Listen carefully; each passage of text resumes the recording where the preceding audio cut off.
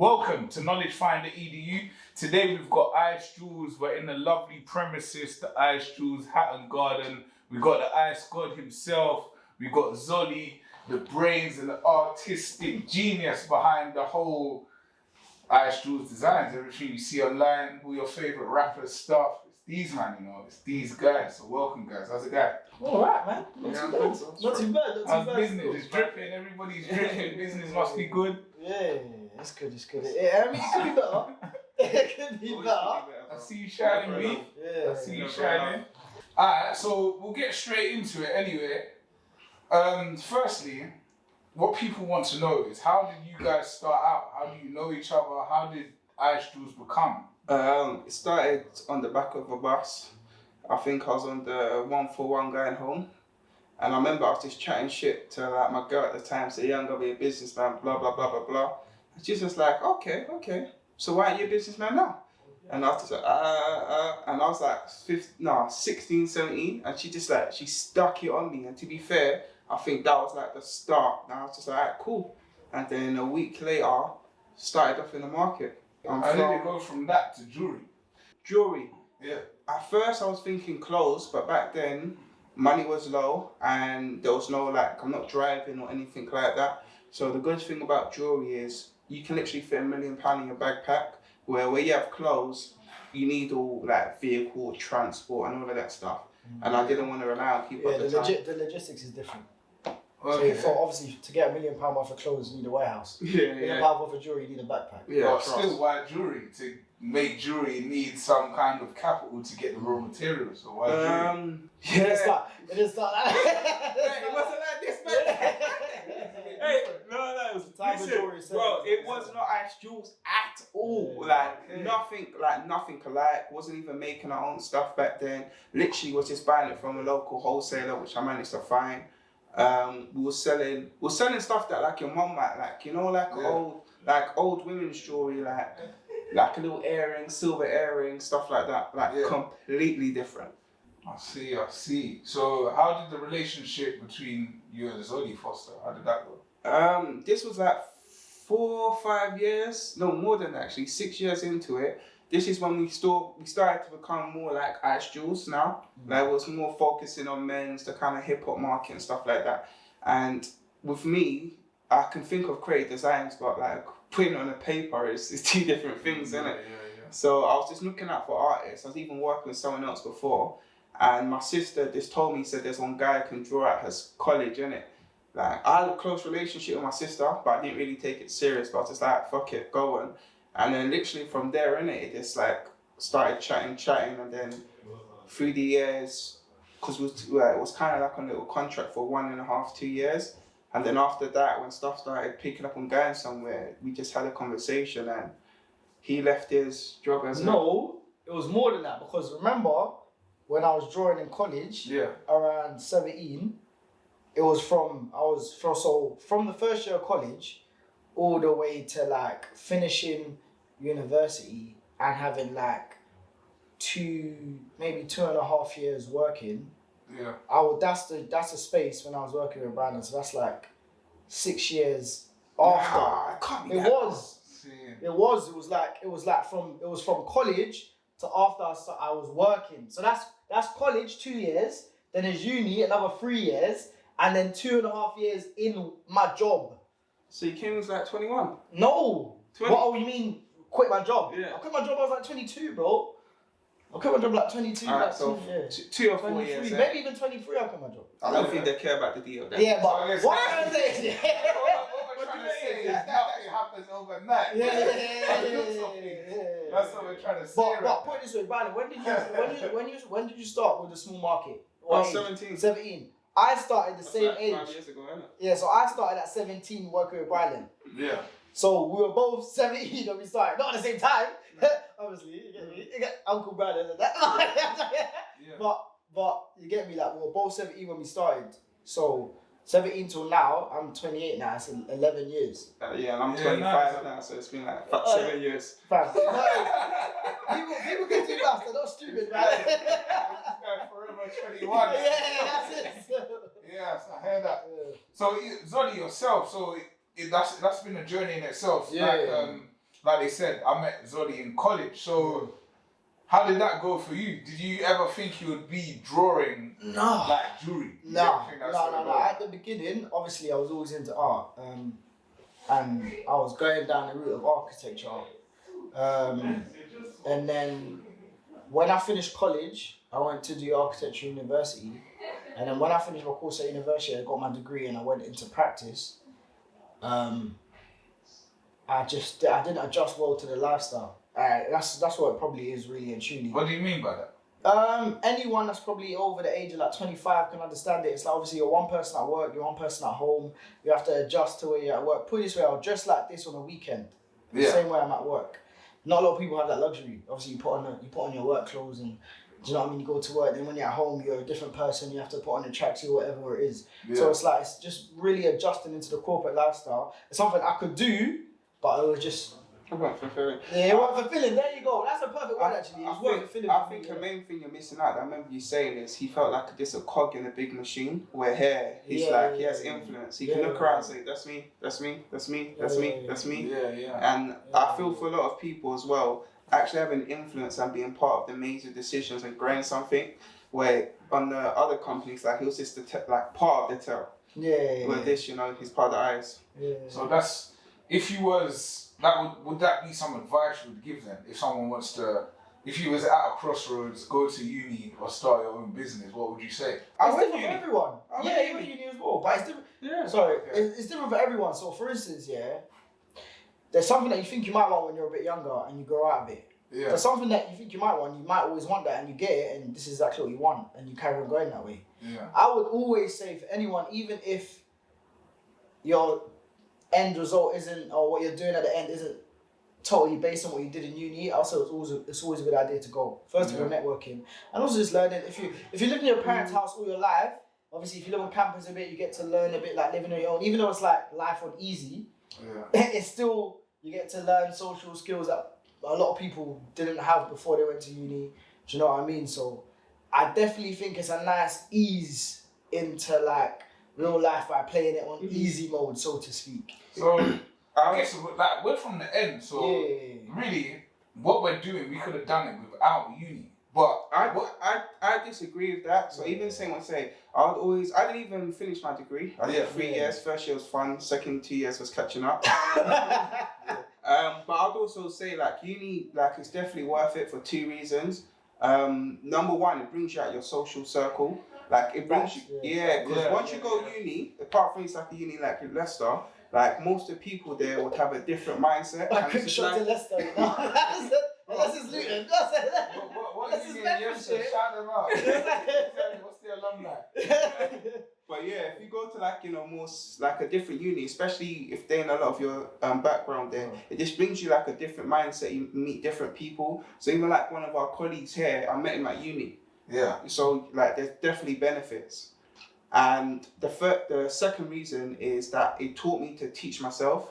Like 100%. That's what it is. 100%. That's a key thing, because obviously up until college, obviously the way you learn is spoon-fed. You're spoon-fed. So you get taught a lesson, then you practice it for ages, and then when you learn it, that's when you take the test. With uni, it's more like this. We tell you about it, go learn by yourself, and then we'll tell you the test date, and just turn up. So it definitely teaches a level of independence. Yeah, self-learning is important. Like anyone that I've met that's successful, they're constant learners. Some people just have it. To be fair, some people have that. No. But uni is a place, a training environment which can help you just independently learn. Because one thing, when you're running a business, someone can't always give you answers. Like certain times as well, even like some of your colleagues will ask you something, and it's like you just have to have an answer or be able to find one. Like there's no one that you can just ask. Like you can have a mentor, and a mentor might even be able to give you advice, but no one's really in your specific situation. And it's not like, if you're asking someone a maths question where the maths is the same here and over there. Your situation is unique. 100%. So, if there was someone starting out, someone that saw you guys and wanted to follow in your footsteps and become a jeweler, deal with all these big rappers, these DJs, how would they go about Do you know, the only thing, my problem with jewellery, if I was to go back, would I do it? I would think about it. And that's something I've learned with age, where I've got really big ambitions and I feel jewellery can't fulfill them. One thing I've learned through business is for you to become a billionaire, you have to be the best at it and it has to be a new industry. Yeah. So it's like when it came to silver, we're the best. Gold and diamonds, I think we're the best, but you can argue we're not the top 5 in it, if you're being modest. And the level of wealth isn't where if you start in a new industry. So if someone's really into jewelry, I'll say do it. If you're just into like business and making money, I'll say look at growing markets. That's how you can become worth 50 mil, 100 mil, a billionaire. Basically, in short, obviously a lot of industries is already monopolized. So for instance, when you talk, if correct me if I'm wrong, innit? So like obviously, for instance, search engines, Google. Yeah, that's it. They're the top. Oh, even if there's other ones, Yahoo, whatever, they still obviously get their bread here and there. But you know who you're choosing. Yeah. That's what I'm trying to say. So it's like to put in plain example, if Mark Zuckerberg was to start Facebook right now, he wouldn't be as rich as he is now because there's so many others. So that's something I've learned with business. So it's timing, innovation. Yeah, it's about being the best at it and it being a new market. New market create billionaires. So it's like we're limited to just being millionaires, and it's alright for some people. It's alright. Yeah, so it's alright for some. I feel the wave. Yeah, it's alright for some people. And so go for it. One thing I will say, the perks of jewelry is if you keep a good name and you don't cheat people, like you don't use shortcuts, it's hard to fuck it up.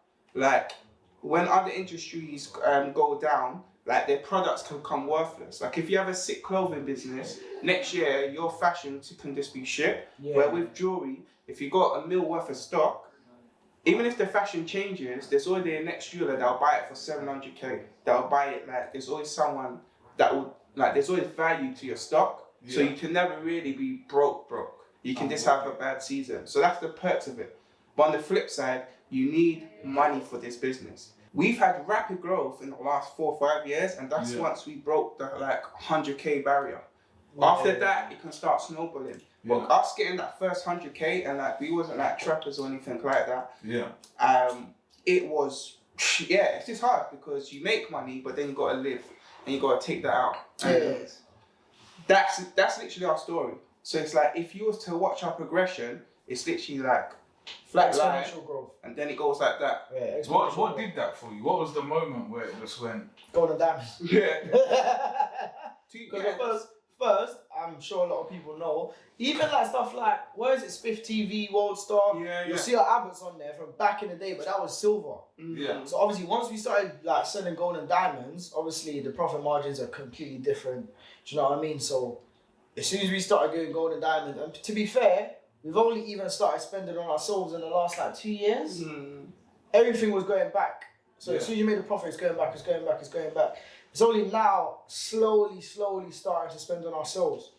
So that also helped as well. It helped like dramatically with the growth. But just being frugal in general. Well, not even frugal, just literally just putting the money back in. I'm not talking like as well because, for instance, we started quite young. I would say, we both started very, very young. It was easy for us to not have to, and also the time we have responsibilities. Come on, we're born in early 90s. Obviously, kids now that are 21, they have different kind of societal pressures. We didn't have that. Like, what do you mean by that? For instance, like, obviously, we didn't grow up with social media. Obviously, when YouTube came out, we're at the beginning of YouTube, Facebook, all of this stuff. We were at the very beginning. Remember on YouTube, they didn't have any videos on it. You could just see your friends on there. There was no how-to videos. There was none of that. I think what he's trying to say is he thinks a lot of people spend the cash what they have because they have to put up with the lifestyle that everyone expects. We didn't need to do that for a long time. So, for example, you have 21-years, 22-years that wouldn't want to drive a car unless it's a Mercedes. Like they feel like we never had that. They feel like all we needed was a car. What do you think about that now? Being coming from that. That's changed. We come from dinners and rolling around in the Honda Toyota. Listen, I had the Peugeot 306. I used to park it outside the club because I thought I was the man. Because most guys were there was it was bus stop home. It wasn't even Uber. It was night bus after the club. Bro, even like my cousin, even he was the first one to drive. He had like a beat down fucking Vauxhall Corsa. Yeah. That was lit. But it was. Do you know? I think things changed back in the day. Like I say, me, Marco, Kells, we used to drive around in like normal cars, but we had like Puntos and stuff. But we had a ton of gal in them. You know what I'm saying? It was never a problem, but it's true. Things have changed now. Things have changed. That, as I said, that helped us to progress. So we never had that mad pressure of having to do a madness very, very young. At 21. I just finished uni. I was like, you finished at 21 years, I just finished uni, so. Yeah. You know what I'm saying? It weren't even that deep back then, but obviously now, as I said, times have changed, innit? And we even get like 18-year-olds here buying $5,000 rings and that. I'm like, I never had $5,000 to spend on a ring. Even if I did, I wouldn't. Yeah. But obviously, as I said, times have changed though, innit? There's a different society. I might got a little bracelet. You wouldn't have done that. Now, do you think the UK has become more like the US? Man said he would have bought it. His car was like $2,000 if that. Yeah, he said he would have bought a $5,000 ring. You wouldn't Well, them niggas always exist. I said $2,000. Them brothers always exist. I said your ring cost more than the car. Yeah, I was bro. Yeah. I remember, bro. I don't even remember, bro. I had one fucking like chain, bro. Cost me like $7 bills, fam. That was a lot, fam. Back in the day. No. And this is at my stock cross, so it was worth like 2 bags. Yeah. That chain was life, fam. So in terms of your day-to-day business, what are the pros of running your own business, specifically a jewelry business with your clientele? Do you want me to start? You can start. Yeah, so it's easy because we're basically selling to ourselves, like other versions of ourselves, and we're selling to a culture where we're heavily involved. Yeah, I think what makes it easier for us, and it is kind of cheating, is we're selling to clients where on a different day we could be friends with them, like no business. Like a lot of our clients, not all of them, some are cunts, but like we could like just be chilling with them in a club, or we can invite them to our house. So it's easy and it's relatable to talk. Where I know, for example, my brother, he's got peas, and with his business, sometimes he has to kind of be someone else to get the deal done. Let's speak about that then, because for me, I work in the tech industry and I cover other industries. Do you feel like being a successful black male, you can't just be yourself if you want to be a successful black male? And I think to add to Brian, when you finish, it's like half in this industry. Day to day, you can. Yeah. Day to day, you can genuinely, as I said, I can rock up how I normally dress, I got a do-rag on at work. Yeah. You get it? And I can serve customers with the do-rag on. Yeah. In another industry, I definitely would not even think about that. Relating like to us, if you're saying as being a black guy, there's pros and cons where. Number one, we're kind of always on touch with the pulse, but if you come into like people judging us and stuff like that, at the beginning it's hard because sometimes people they don't trust you as much. True. So it's like to roll in suits. Yeah. But that's only because people genuinely just don't trust you because of your appearance. So when we were earlier on, we used to like dress in suits and stuff. Even when we go to America, we said literally dress in a full suit, blazer, everything. Yeah. But then when your name's more established and you have a name and people can vouch for you, it's easier to literally just be yourself because you have the backing from your reputation. Yeah. So that's like the pros and cons that I would say of it. But one that there has been a bit where it's been an advantage. So I was touching on what he's saying. We used to do trade shows in America. We used to wholesale silver. Yeah. So it's like there was a pro and a con, where the con was people like, who these black guys, can we trust them? But everyone was talking about us.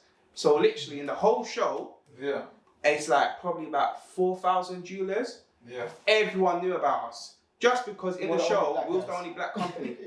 There was about 4 or 5 other black people working for other people, but we was the only like this is Negro company. And that's a Negro company.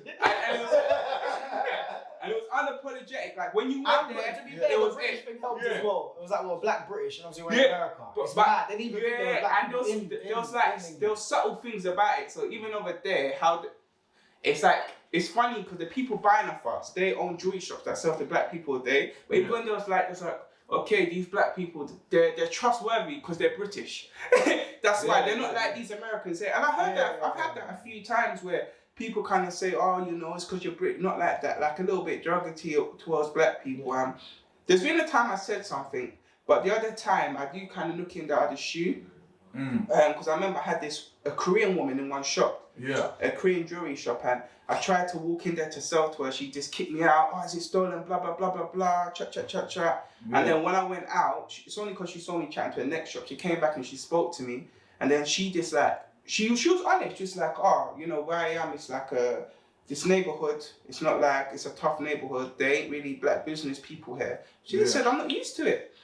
Shoot me straight. That's a point to touch on because it's true. A lot of other cultures are not used to it. But let's think about why that is, because for KnowledgeFinder, we know there's a lot of people like us out there, but not everybody's got the ambition like us. Not everybody's got to break down those barriers and keep going. I think a problem that I've always said that, especially in England, that we have is there ain't enough black businesses, and a lot of people can go their whole life without buying from a black business. Not from being racist. Why do you think that is? Because we don't diversify. Yeah, and we're on the back foot from the beginning anyway. Yeah, even forget that. I was saying this the other day, is that also it's like every time as well a black person earns some money, they always have to feed it backwards. So for instance, obviously I don't know about Bryden, but me personally, it's like the money that I get obviously has to, like, you're thinking about, I've got to take care of my mum. Yeah. Then you think, you've got to take care of grandma, you've got to take care of your whole family. But with other races, just white people, they're not going to be like, I've got this money now I have to take care of everyone else. They're just taking care of their family moving forward. So they'll be like, my kids, my wife, They're going forward with their wealth. With us, it always has to trickle to the generations before. Yeah, that's a much longer story. And what we're trying to focus on here is, and I felt this way as well, there's not many black businesses. You go into your industry, jewelry, you said there's no black businesses you can see. So what we're trying to achieve really with KnowledgeFinder, and just by showcasing people like yourself, is kickstarting people to kind of go for their dreams, whatever it is. Go for it. The only thing that I've seen the trend is when a black business starts, it's kind of typical. Like you can kind of put them in a hat. If someone says they've got a business, you can ask them, oh, is it clothes? Is it clothes? Is it makeup? Is it a studio? And I feel where we have imagination, creativity. Where we have to diversify is actually on like these companies you don't think about. Like there's a company out there that's a packaging company that just makes egg crates. And he makes a good living out of that. And I feel they're just random companies like that. Once we get into that field, I feel that's when, as a general, stuff would excel. Because one thing I would always say is, it's like my stepdad. When people are thinking and they're growing up for their career, especially black people, sometimes they feel they have to have a white voice. They feel they have to do certain research to get a certain job. Yeah. There ain't no white person out there thinking, let me listen to Jay-Z's album so I can relate to when I apply for this job. Relate to the owner. And I feel until we get to that place, it's always going to be problems. Because even when it comes to unemployment, one thing I will say, I'm sounding conservative right now. One thing I will say that I find is... Bucks, right? What?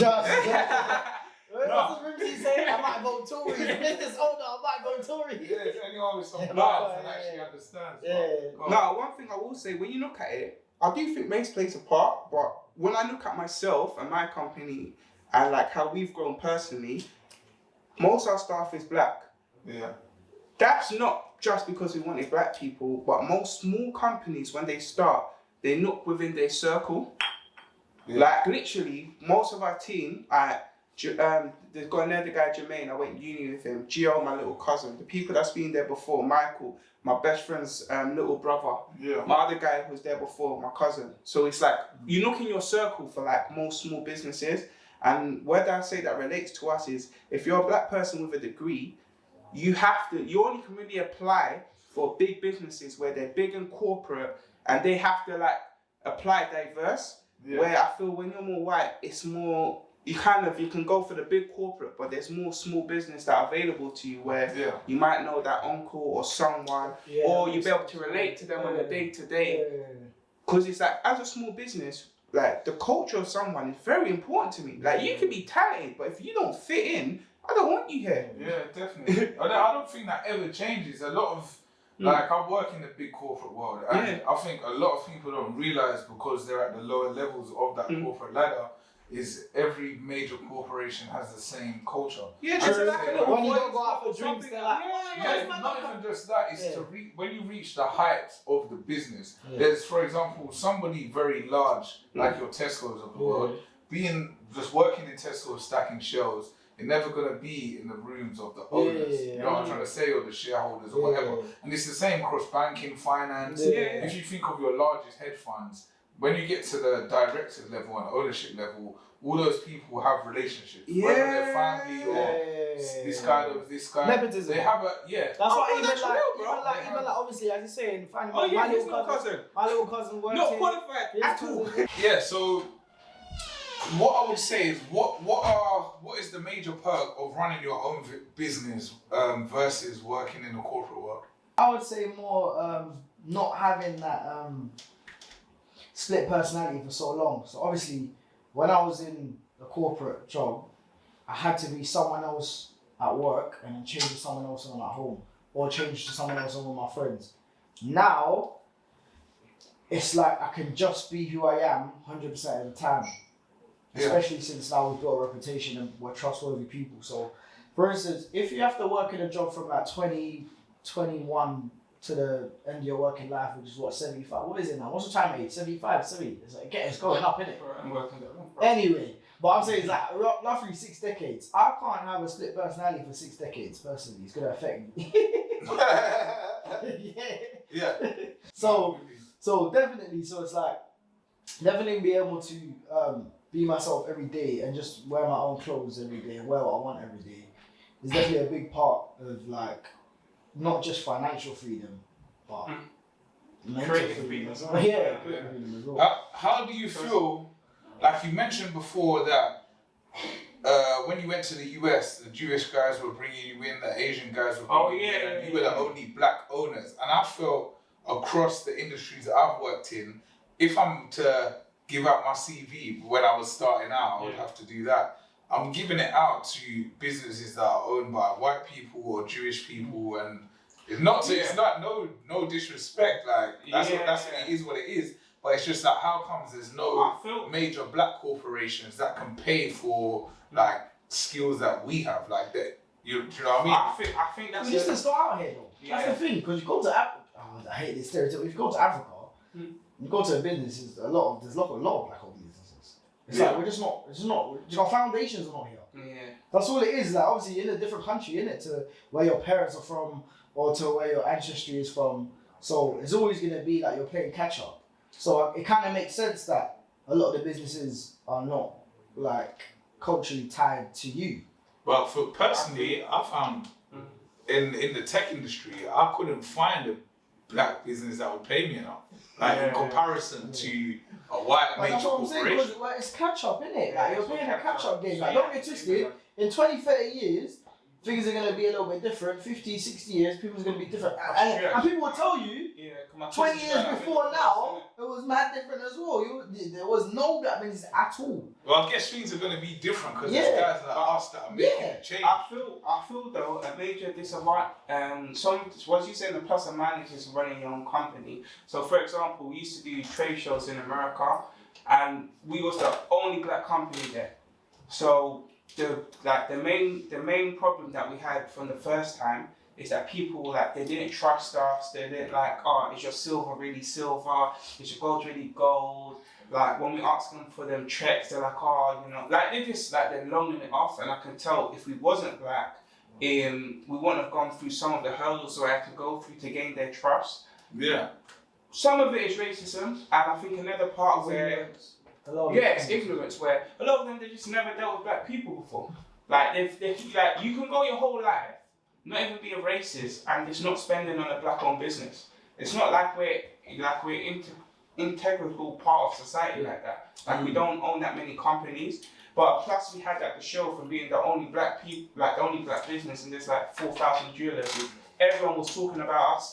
Yeah. Like everyone knew about us because we was like something to talk about. Yeah, we've seen the Negro business, blah blah blah. I was a bit I don't think they were saying Negro. Bro, I'm sure it was worse than that. I'm sure it was worse than that. I was like, wow. Wow, we. No, honestly. Maybe those blacks over there. The blacks in the corner. Yeah, not like. No, honestly. It was like 2018, 2017, bro. Bro, no, you must have not seen it. They might have not said it in their own words, innit? They're just said in the Jewish or Pakistani language. Yeah, you know what you said. I know. Or Korean, innit? It's So like, you let that slide down? bro, there's two ways to change shit, bro. From the bottom and from the top, fam. Certain times you can't fight every battle, fam. Yeah, do you hear what they said? From the bottom or from the top? There's two ways to change things, and I always think about changing from the top. And one of my things is why I really appreciate these guys is I think regardless of industry, there should be more black-owned businesses, and I don't mean like guys selling chicken wings on Instagram. Yeah, I mean like actual industries that we are consumers of. So the jewelry, the tech, the automotive, like who knows a person? There's no black-owned Tesla. Do you know what I mean? Like we need to get back into that world. Big masterpiece started the thing still. It could be simple. A black business, like that's one thing that I have a problem with. Most black businesses is either clothes, makeup, recording studio. You know what I mean? Chicken wings, whatever. Food. Like when I'm gonna see like a black business that sells fucking fire extinguishers, lights, cabinets, these type of stuff. What do you think the challenges are from getting into those industries? Creativity. I think people don't think of it. Yeah, I genuinely feel it doesn't enter their mind. Like a lot of the people, like when you're trying to start a business, they look for like what they're seeing out there, and they kind of be like, emulate. This is a black person, he's successful, I look like him, let me copy him, instead of them trying to be a pioneer. And I think that's the problem, because as far as I know, we're literally the only black wholesale company that actually sells to shops in the UK. I haven't seen it. There's other black jewelers that sell to like people and consumers, but we're the only people where we work in trade. So like we have a relationship with literally every single jeweler that you know of. There's only one popular jeweler that we've never sold to. Everyone else we have a business and a good relationship with. And I think that's part of the problem, where if we was typical, we would have just went from us to consumer. Yeah. Personally, I don't see much competition in terms of design, but from the outside world, you can't see the inner workings of the business. That's what I was saying. So basically, his point is that there's other black-owned a few black-owned companies that sell to the consumer, but there's none that do wholesale.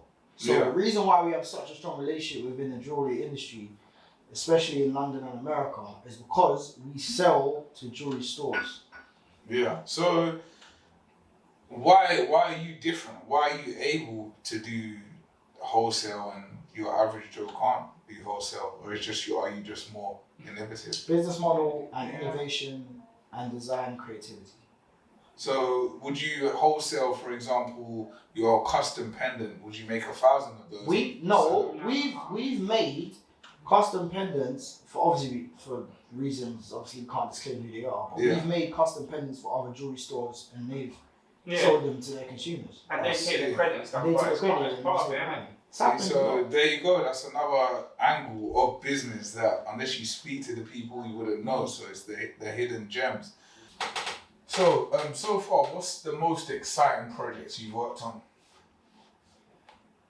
Personally or individual? We probably have two different opinions. Yeah, that's what I was about to say. Go on, you can say your most exciting project. Well, it's one I'm working on now. It's just for like a guy in it that does his thing, and that one is I like people that just give me a budget and say run with it. And most of my clients, because like there's a few of us and they'll have their own clients, but most of my clients just give me money and just tell me do your thing. And this one's exciting because I've got everything from enamel to emeralds. I can even say it, even the back of the pendant's like a mini pendant. Like I've even designed the back and he has no idea about it. Like he's just not expecting it. And anytime I just said, I think I need to up the budget for 5K for my dream, bang. But like I've upped it like 3-4 times with him. So this one's gonna be beautiful. My favorite philosophy is a quote that I think Henry Ford made. And Henry Ford is like, he didn't invent the car, but in America, he was the guy who was known for bringing cars to the masses. And he was famous. He had like the Apple. To the masses or the masses? The masses, bro. Okay, cool. Stop touching my legs, fam. I know it's 2021, but stop this, fam. So yeah, he was famous for like bringing cars to the masses. Yeah. And he had a quote where if he asked the public what they want, they would have said a faster horse. And that one really resonates with me, where I believe I'm the expert. I believe I know better than my customers. So that's why I like to just do me. Just give me money, I create magic. That's the deal, innit? Like, I don't like it when someone says, yeah, I want this there, this there, this there, this there. Like, when we have clients like that, I generally pass them on. Like, all of the people I directly deal with, money, art. Money this way, art this way. Yeah. And obviously, I channel my thoughts through him. And he puts it on pen. Yeah. That's fair. That's fair. That's fair. That's fair. I think that, put it this way, okay, cool. I think our best work comes from when he deals with the finances and the client, and I can just draw what I want to draw. Let's put it that way. Nice. So you hear that, guys? Yeah. The money, the art, and the passion. Really and truly. There you go. So a blend of the three. That's what creates this business. But as young black business owners, it's great to see you just being yourselves. This is how you are, and you're still capable of achieving these great things, designing these great pieces, some of the best in the game, in fact. So you're really an example of like what can be done when you put your mind to things. So what I would say before we close, I'll say time, not mine. Sorry? I say time, not mine. Anyone can think about something, but when you actually do it, I think that's the biggest thing. I don't particularly feel like I have any outstanding skill. I think my main thing is if I say something, I do it. Yeah. Like if I say I'm gonna do, like if I say I want to start, like I don't know, a mirror company, I would actually start it. Where I think a lot of people be waiting for like the perfect moment. Yeah, that's another thing that I feel a lot of people struggle on. They wait for like the perfect product, perfect settings, and that's him, to be fair. Yeah. Yeah, he wants everything. Where I'm more like, if the project's good, like you have to work with it, learn from it, and then improve on the next one. Yeah. And I also say that's the reason why initially anyway, I trusted in this dream is because I know there's qualities that I don't have that he possesses. Yeah. Vice versa. No, that's great. In that way, we can check each other, but you can't surround yourself around men. And also make the best out of both of our good points, rather than obviously me doing it by myself, and there's hurdles that I would have hit that I can't overcome, and there's obviously design issues that he would have hit that he can overcome. So the mixture of the two is just the best. And you know what it is, I always say this, and it sounds a bit cliche, but it's a bit like Jay-Z and Kanye. I'm the artistic one, the Kanye, and he's Jay-Z. Yeah, I prefer more Steve Jobs and something, I can't pronounce the other guy's name. What's the other guy's name? Zolovich. The other guy's name is Zoli. Yeah, see, if you listen to Steve Jobs' story, because to me, Jay-Z and Kanye, they was both doing their own thing. And the reason why I prefer Steve Jobs is because it's when they came together when the magic happened, innit? Okay, cool. So I'll say that. Because Jay-Z's an artist on his own and Kanye's an artist on his own. I feel more Steve Jobs and thing where his main job was just presenting the project, simplifying it, and bringing it to the masses. Yeah. And the other guy, he done all the brain work. Like, he literally made it happen. Yeah. Any Apple product you have, the core elements is from the other guy, not Steve. Steve just wrapped in pretty packaging. But as we say, that's needed.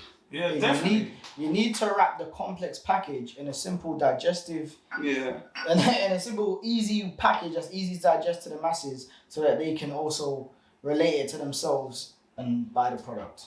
What I would also say is the main thing that I can take from this is that everybody has a skill, but there's no one clear leader. I feel like within our community, especially when we're younger, everybody wants to be the guy. Everybody wants to be the guy that's doing the most things, or you know what I mean. That's at the head or the face of the thing. Collaboration. Yeah, you can't be a billionaire or millionaire by yourself. Like you have to have a team, and you have to empower your team. If you try to do, like I remember a sick lesson I had from Mr. Patel from when I was in college. He told me there's a difference between a business owner and a shopkeeper. A lot of people out there with money are shopkeepers. If the business can't run without you to a certain degree, it's not really a business. It's not a business, you're a shopkeeper. And yeah, like the business has to be able to run. Yeah, if you can't go on holiday for a week or two, you're a shopkeeper. You're not a business owner. And don't get twisted, at the start, the first 1, 2, 3 years, you're going to be shopkeeper, innit? But once you're to the bit where you're settled, if you haven't empowered others and trusted them for decisions and brought a team where you're comfortable around big decisions, then you're generally just a shopkeeper. Like you have to empower the people around you, otherwise you can't grow. Like if you look at, everyone knows about Bill Gates, but there's like 11 other people that became billionaires over Microsoft. Even Facebook, there's like a team. Amazon, there's a team. Like you always be the main guy, like the face, but don't get twisted. There's a team that's mashed their piece, and there's nothing wrong with being number 3, 4, 8, and 10. In a billionaire circle. You don't want to be 10 with a bunch of zeros. I don't value 10 in 1,000 comes. But still. No, I think that's a great point, and I would like to just say thank you to you guys for appearing on KnowledgeFinder. I'm sure you'll see more of these guys. Check out the IceJewlz Instagram, check out the website, and you'll see in your favourite rappers' videos, you'll see these man in there. And anyway, so, yeah, me. And before I go, actually, one last question. A lot of people want to know in the UK, do people rent jewellery? And if so, do they rent your jewellery? It's more to do with the label. So, for instance, like, there's a lot of... right now, obviously everyone knows music entertainment in this industry, innit? Yeah. So there's a lot of, we don't get it. Remember, all our work, it might not come directly from the artists. Yeah. It comes from the people that are managing them and the stylists. Yeah. And the stylists. So if they're like, yo, we need this to look lit, X, Y, and Z, it's like more of a prop rather than ownership. Yeah. And that's what helps their video get to where it needs to be. For example, this point will clarify, it's not it's about money. We done a shoot with Pepsi Max. Yeah. And so we got Pogba, Sterling, and Mo Salah. They're all wearing our jewelry in their first, like, not this campaign, but the campaign last. So they're not short on money, innit? Trust me. Yeah. So it's like, that's just to show sometimes it's just a stylist. They say, they have a vision, they come to us to rent it. Yeah. So it's not always about peace. Yeah. So what would you say to people that are doing the mad thing to get the latest bezel and that, and the latest watch and it costs to shine. It costs to shine. Wait till you're ready, but when you're ready, we're here. I hear that, guys. IceJewlz are here when you're ready, but don't kill yourself to get the latest drip. I don't mind a little cut to kill, so you just spend money. What's that? A little cut, but don't kill yourself. I said a little bit of bleeding. So a little bit of bleeding, but don't kill yourself. So yeah, guys.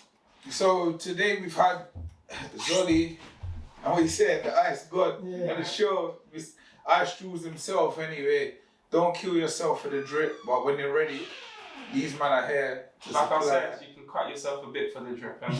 No, cut yourself, grind and hustle, and try, but don't kill yourself for the drip, because like the music videos ain't what it seems. Everything always what it seems. Costs to shine. One thing I will say about jewelry though, in America, in the right place, it generally just like you don't have to talk sometimes. Like it generally just puts you in a What are you talking about? I'm just saying, don't talk. Like when you have the right jewels in the club, it's like stepping out of a fucking 141, stepping out of a, Explain that to them. I understand. Stepping out of 3 Series or stepping out of, a Lambo or Porsche, innit? It just sets levels, because I don't think the UK understand what you're saying. Basically, right now, if you was in the US, if you haven't got a chain, you ain't got no diamonds and that, you're like, no one. In the UK, you can still get a couple gyal and that. It's more about respect, innit? Yeah, it's not respect. Yeah. It's like whatever you've been doing in your life, it's not money. It's not money related. Unless you got that big blow. And that's the culture, innit? Obviously, UK is a bit behind. Yeah, American culture is different, bro. Like, bro, you don't need no gym body, foot notes, and money, bro. You'll see. Big belly man, wine on this. Also, different industries do the same thing. So if it's like someone that's made money off of, like, let's say podcasting or music. Okay, music obviously, but even lawyers, accountants.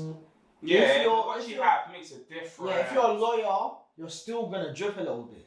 In UK, you don't really get that. Depending on your vocation, on your occupation. Yeah. No, but in the UK they do subtle things. So it's like, even with my brother, he deals with like a football club. But that's what I mean. Once he bought a watch, a respectable watch that this worked, like Kelly Protect, certain people just taking it a little bit more serious. But it's not going to be as flashy. In America, they will. But with the people that he's with, it's still flashy. Yeah. It's not in your face, but it's still flashy. Yeah. Because if you're wearing a 60k watch, it's flashy whether you like it or not, bro. Why do you have 60k on your hand? It's a statement. It's saying that whatever I'm doing in life, I can afford to put 60k on this left hand. Yeah, it's true. It's flashy, bro. It's flashy. It's just not in your face flashy. Where our shit is more like when you can't not notice it because the diamonds are shining. His is the same shit, innit? Bro, like people, don't get it twisted. Every culture stunts, bro. In their own way. Yeah. So do you think the UK is going more like that? Because I've been in those clubs in America where if you ain't got a roadie at the minimum, then even the bartender, they even coming to give you a drink to you. Bro. That's how it is. But the UK ain't really like that. But what do you think about it? I remember I first went to Miami when I was 21, innit? First time I really been out on a holiday by myself. I was with my boys, so I didn't really wear no jewelry, innit? It was cool, people were friendly. The next day I felt comfortable in it, South Beach, I wore jewelry. All of a sudden in the restaurant where you're offering champagne, like as soon as you get to the club, they're like, oh, so what table are you at? Like, I won't get this today, but like, it's just completely different. It's true, it shocked me. That's what trying to me, it's mad. American culture is different. But in the UK, I think it's a mix of each. But one thing I will say, every culture stunts. Like, I've been to some people that ain't really practice hip hop, but they'll stunt like they'll have a piece of artwork for 20k, 30, like. Yeah. It's still stunning, bro. Like, everyone stunts in their own way.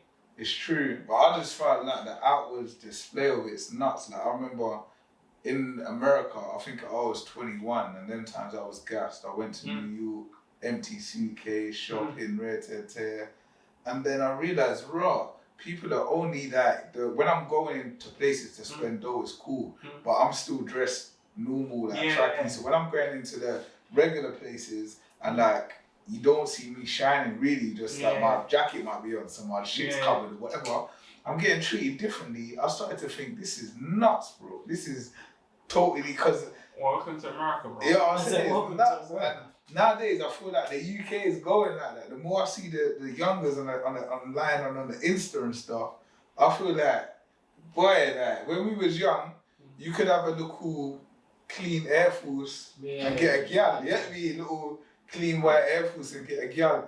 No man was pressured to have Louis when we was young. No man. There's a few man wearing Wembley Pradas, but that's about it. Or a little belt or something at the max, a belt. But no man was pressured to have like Louis jacket and all these things at like 18. It weren't like that. Yet me. The oldest might have had all them things, but as a young G, you weren't really the gal weren't expecting you to drip like that. But nowadays.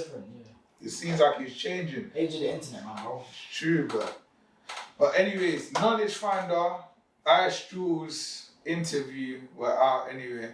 Catch IceJewlz on the Instagram, website. Anything you guys want to say before we sign out? Not really, man. Where do I send the invoice? Send it to me still. 2025.